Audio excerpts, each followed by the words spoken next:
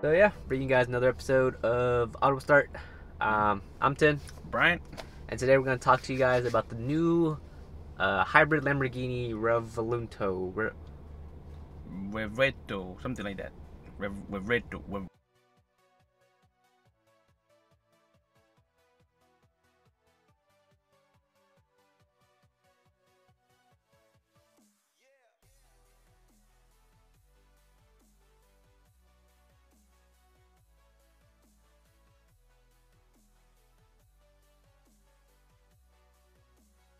Revuelto.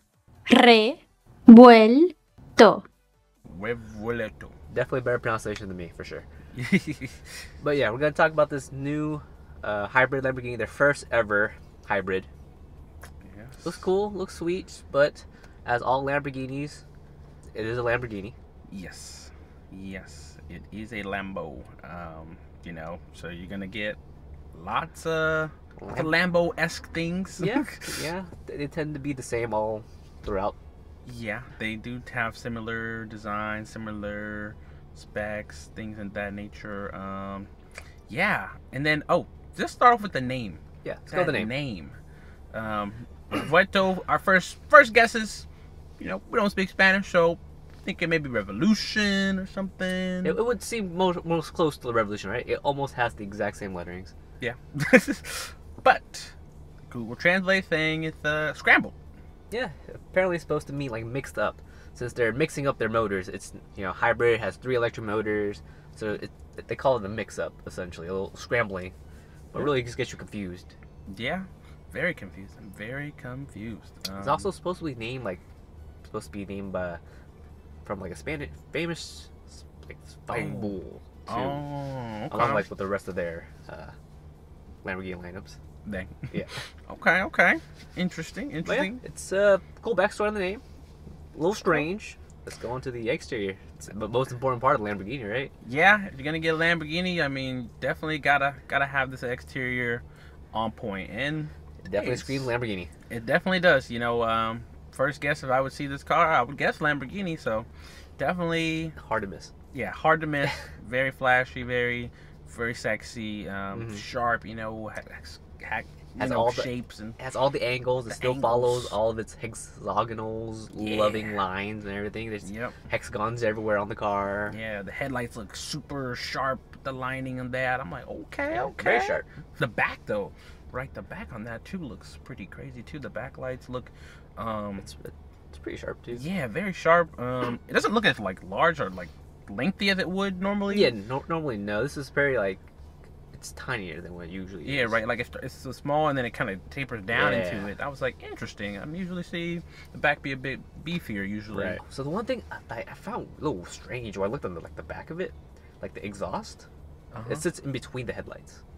Oh, in between the In headlights. between the headlights, yeah. Mm. So you typically like the rest of the Lambo lineups, their exhaust like towards on the chassis area, Okay. but this is like directly in between the headlights, which I thought was a little strange. Just want something different, I guess, maybe. They just want to Something stand out. different. The first taken to the electric world, they gotta stand out somehow. Yeah, the interior, which Still the same. I'm about to say, usually It's they still the do same. kind of have that fighter jet feel, right? The same like the push to start thing where you like pull lift up, it up, yeah, yeah. you push to start. Push to start it. Okay, It okay. still has that. Mm-hmm.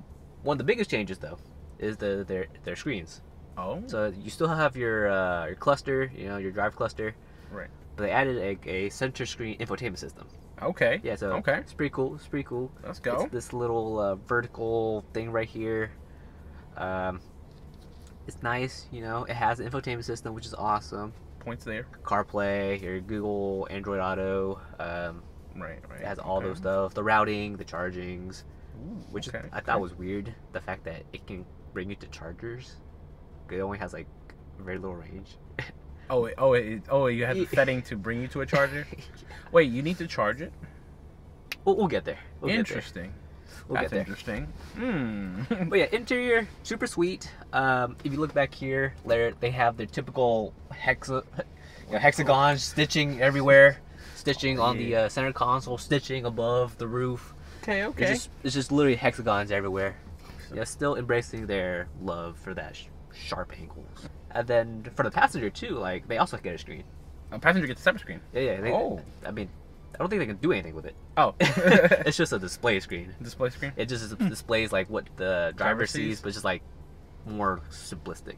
Okay, interesting. It's an add-on. It didn't tell me how much the add-on was, but it's an optional add-on if you really want to add a screen. It's like, whoa, he's going 200 miles an hour. I'm like, whoa. If the screen was operational, you know, you can actually use it to do stuff. Then yes, that'd be more worth it, more worthwhile. Yeah. But yeah, interesting. Okay. Interior still super sweet. Has all the typical Lambo stuff. The stockless. You have all your things here. You know, your fire jet, cockpit feel. Okay. Interior, classics. So kind of streamlined across like the other Lamborghinis. Now, I really want to learn about these specs. You know, the Specs. engine. I need to understand what's under the hood. What we got? What we got under the hood? All right, let me pull up some specs for you. I need to know with this hybrid. What are we getting here? What are we getting? So we still have a V12. Right. Okay. Still V12, so that's awesome. Cool. Now we have because it's a hybrid, is a triple motor. Right. Alright, so the triple motor, it works. You know, it takes inspiration. I wouldn't say it takes inspiration from like the E-Ray, but they make it seem like the whole reason is not to wake up your neighbors. 'Cause that's what they kind of express. Yeah, you don't have to wake up your neighbors with this V12 engine anymore. Just. But let me read some other specs besides the engine. It is a plug-in hybrid. For some reason, it's a plug-in hybrid. Interesting. Max range is 6 miles. 6 miles of range. You know, it beats the E-Ray by 1 whole mile. Okay. So points on that. Something. Loses points on not having an actual real battery. Yes. Loses points on for some reason being a plug-in. Yes, because you don't need to recharge it, because you'll recharge the battery as you're driving when you switch off the electric motors. Yeah. I guess. That's the way I would prefer it. Yes. Especially if it's only giving me. I can understand if it's giving me something like, let's say like at the minimum, let's say like 60 miles. Yes. I need something to want to plug it in. Something that's substantial, right? Something that can take you from point A to point B instead of from like your neighborhood to like the out of your neighborhood. Yeah. Deal, you know? Because I'm like, wait a minute. So basically, I'm just, you know, in my head, I'm thinking like, okay, if I just for some reason, you know, don't plug it in and charge, I'm like, all right, then I'm just gonna have to, you know, wake people up. I'm gonna start with the 12. Okay. Strange for that one. Plug-in. But comes with a name. Mix up. They're switching everything up. They're mixing it up. They're doing it different. I understand. Doing what everybody else is doing. I understand. So let me give you guys the top speeds. So top speeds, we have over 217 miles an hour, which is fast. Pretty fast. Don't see any situation you would get yourself in that predicament. I mean, if you take it to the track, sure. Sure, yeah, if you take it to the track. But even if you take it to the track, though, it's not like a straight line. It's typically like, you know, you got a curve around these tracks, and you have to slow down on the curves. Yeah. So, I don't know if you'll ever open up that to 200, but.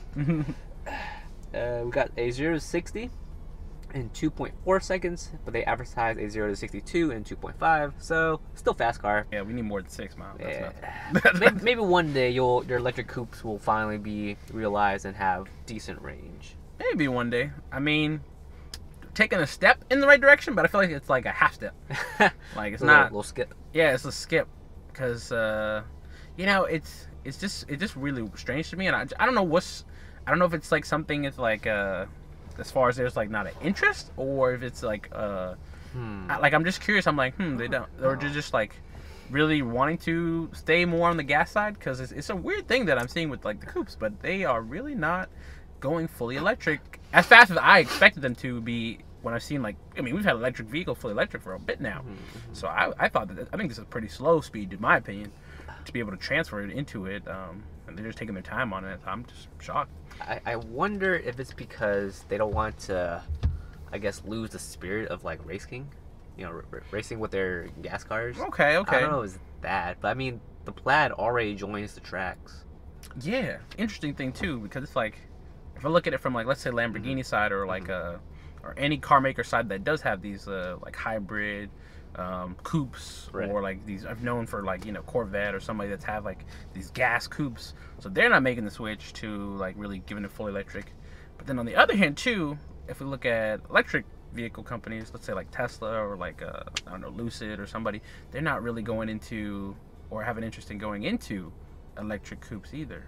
Well, From both sides, right? the electric companies, they do. It's just they haven't reached like that balance they want to hit yet. I mean, the Roadster is coming out eventually. Eventually, I mean, they want to hit that, that max speed. They want to hit that range. So it's just a lot of R&D.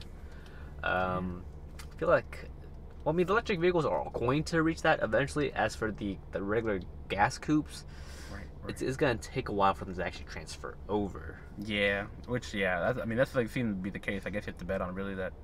All right, well, those guys are going so slow on it that I guess it's just going to be the electric companies that hit it first before. I just wonder if like the thing is like they don't want to lose their customer base for like the gas cars. Okay, right, makes sense, right? Because Yeah, maybe these people who like I just love the sound of my engine just revving up. Right, yeah, the people that have all bought their vehicles, Yeah, because people who buy these cars aren't doing it because it's economical. They aren't buying it because like they want like efficiency. They want it because it's money. Right. Like it's a status symbol for them. Right. So they don't really care about, hey, if I drive a Tesla, I'm being economical or saving the environment. I just care about, this is a Lamborghini. Attention. It's worth this much. I want the attention. Look at me. I'm rich. Some supercar company has to make that next drastic leap. Yeah. And once they do, and that car beats every other like hypercar coupe, yeah, then that's when the competition really is going to start taking off. Should, yes. Because right now they don't want to like lose and potentially lose millions and millions of dollars for a electric car that doesn't perform as well as their gas car. Makes sense. Okay. Right? Because you take these Lambos to the track, you want them to be fast. You want them to be beat your times every single time. Right. But yeah, so that's where they are at right now. Yeah. Which one wants to drop the most money first? Drop the most money, right? Yeah. And I guess if they're looking at it too, they're like, well, they're kind of also gauging from, I guess, the trial of like the Roadster, kind of knowing from that and seeing like that's like so. It's not like, oh, it was like a super great and like, or if it, because it's like, oh, well, Tesla's not really, they don't have them like the new ones out, and then the old ones are like, that's a few, they're not really that many, right? So it's like, yeah, there's not really a lot going on there. So they're like, not yet. I feel like maybe once Tesla releases that Roadster, or some other EV company releases an EV coupe, that is like take it to the track, hypercar performance type of deal, right? But not for the hypercar price. Yes. Then that competition might just start accelerating that R&D department of these like gas hypercars. Maybe the Lambos, the McLarens, the Ferraris. Right. They might like, we gotta get in on this money. We gotta get in on it. Yeah, there's a market for it. So essentially, because like if you release a hypercar, electric 2-door coupe hypercar that you can take to the track and then beats other gas hypercars for not the same amount of hypercar price. Oh, that's true. Maybe like $200K or maybe $150K or somewhere a little more expensive than their luxury sedans and stuff. Right. Then at that point, why even get a Lamborghini? Why get a McLaren or a Ferrari when you can get this other electric car that's cheaper, but it has the equal or better performance? True. Because pricing wise, it's gonna cost you an arm and a leg.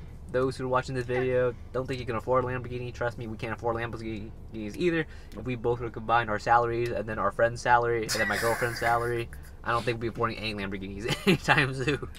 Nope. So pricing wise, I don't know if it's their most expensive. It's definitely up there. Definitely past the Huracan and the Aventadors. Yeah. It's $600K like base, which is insane.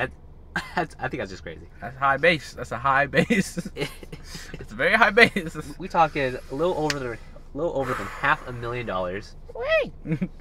That is absolutely insane. I mean, the amount of money you can do with just that amount alone. True. For a car, you're driving around like a house. Oh, you're driving a very nice house. Yes. You're driving a very nice house on wheels. Yes. So that is a very nice house. Those who can afford it, DM us. Yes. Tell us what you're doing, and we'll do that too. Because my God, sounds good. That's wild. We need to know. Whew. But yeah, the whatever this car's name is, Revuelto. There you go. It's a Lamborghini through and through. Yeah, they're making a staple with that look, that price. I see. We see it. We see you. But yeah, I mean, even if the income money was never an object, I I don't know if I could do a hybrid, and especially a plug-in hybrid. I'm sorry about that. That's a little suspect to me for just 6 miles. But yeah, hey, that's a little strange. But if you fall in love with it, hey, and you got the unlimited, funds to do whatever you want to do, enjoy your money. Go get you a Lambo. Exactly. Have fun. It's your life.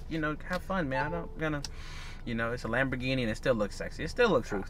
Truth. It still looks hot. Listen, I don't care what it's your money. Do what you want with it. Exactly. But yeah, that's really it for the video. As always, we appreciate you guys watching the video. You guys take care. Always like, subscribe, do all that fun stuff. Oh yeah. Till next time. Catch you guys later. Later. Bye.